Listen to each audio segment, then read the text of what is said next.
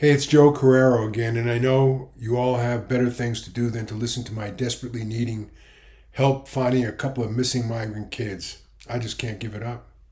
These are good little kids trying to survive, and yes, they're migrant kids who somehow found their way across the border, either by being used by smugglers or enticed by Biden, who haven't yet been murdered, raped, trafficked, or otherwise enslaved. At least I hope not. Two migrant kids, a sister probably 13 and her brother not more than 6, who on Tuesday, July 17th, 2025 at 2 p.m. made it to my neighborhood in the suburbs of Paradise Hills in Albuquerque on Irving Boulevard and Rempus, walking, pulling a little suitcase with a handle, and probably thinking they escaped to safety and hope, only to be stopped and questioned by the Albuquerque police officer as I arrived leaving my neighborhood. And the officer didn't want my offer to become involved. I probably shouldn't have left them, especially as terrified as they seemed, but the officers seemed to be having a good conversation with them. And when I came back, they were gone. You could just tell they were good kids. And I thought about their courage and the responsibility of the sister to her brother, and what their trip must have been like. Trying to put myself in their shoes, but with all the kids missing and the focus of ICE on apprehending the criminals. And I thought I'd better follow up to see what I could do to make sure they're out of harm's way and not being transported somewhere unknown or thrown in lost with other migrant groups, including criminals. And more importantly, to make sure they weren't separated from each other. So I began my search. It took me 2 days to finally find Officer Harrison, who was the one questioning the kids, who called me back and also felt they were good kids too. But he couldn't give me any more information and said I had to go down to the main police station on Roma Street to get the report, which took almost another day, since they couldn't find its number, which was odd.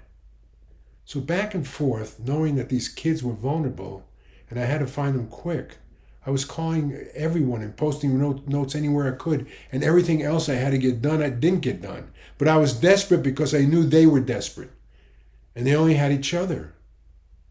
Finally, Thursday, I had all the requirements to get all the reports, until Audriana at APD Reports noticed that it was blank. She said the report had nothing on it. Now, why was that? These were kids who were questioned for over an hour with what should have been an incredible amount of information of their lives leading up to their appearance in my neighborhood. She said I had to contact IPRA at the city clerk's office to see what they had. All that urgent time wasted, and then there was Kennedy in the clerk's office who told me she couldn't give me anything. And I had to fill out a form that could take 10 days, even after I explained the urgency to find the whereabouts and condition of these kids. So what do you think was happening to these kids and their safety and dreams, who are obviously no longer in charge of their lives, with someone else making decisions now? And these were now just 2 of how many? And I couldn't give up as I remembered the fear in their faces, even though it might be just wasting everybody's time. So I called involved charities and searched for legal help, and local ICE, who apparently are too busy rounding up criminals. They even gave me Secretary Kristi Noem's phone number at the Department of Homeland Security, which coincidentally, that I was involved in formulating right after 9/11 as a New Mexico senator chosen by President Bush. And I still couldn't get a call back. I'd called her office to explain that they're so focused on making a splash with their criminal roundup that it appears they neglected a primary need to locate and provide a safe haven for these kids before they're found and controlled by abusers and possibly trafficked.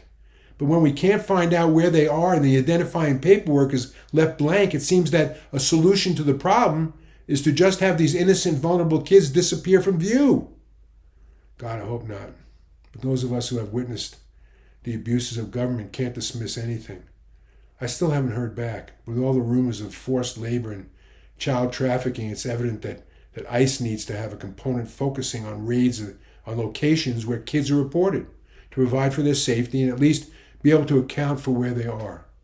And hopefully local law enforcement are encountering the ones who are wandering the streets, especially little kids trying to figure out how to survive, not knowing what the intentions are of those searching for them, and be able to offer them security with an understanding that our government will assist dealing with their particular circumstance.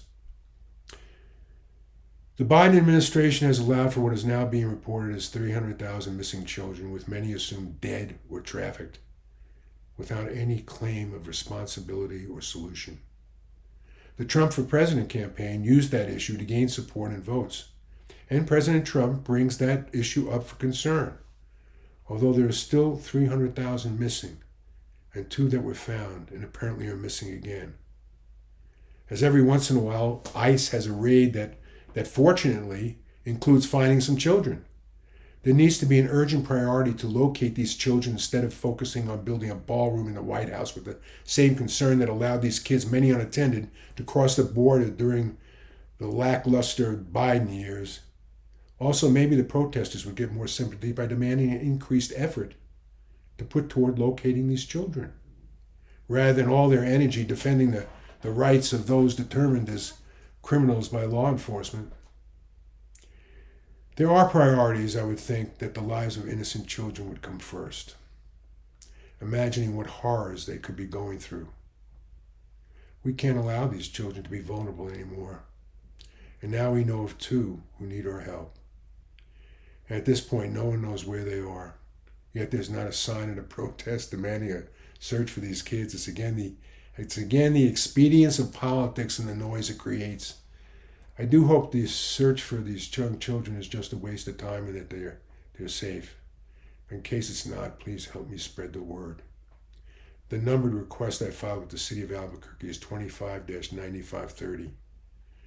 The questioning of the children occurred on July 17th at 2 p.m. at the corner of Irving and Rempus in Paradise Hills.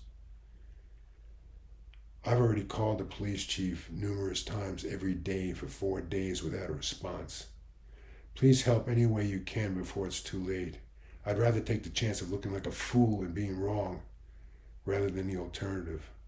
But no matter what, these kids need to be accounted for, and silence can no longer be tolerated.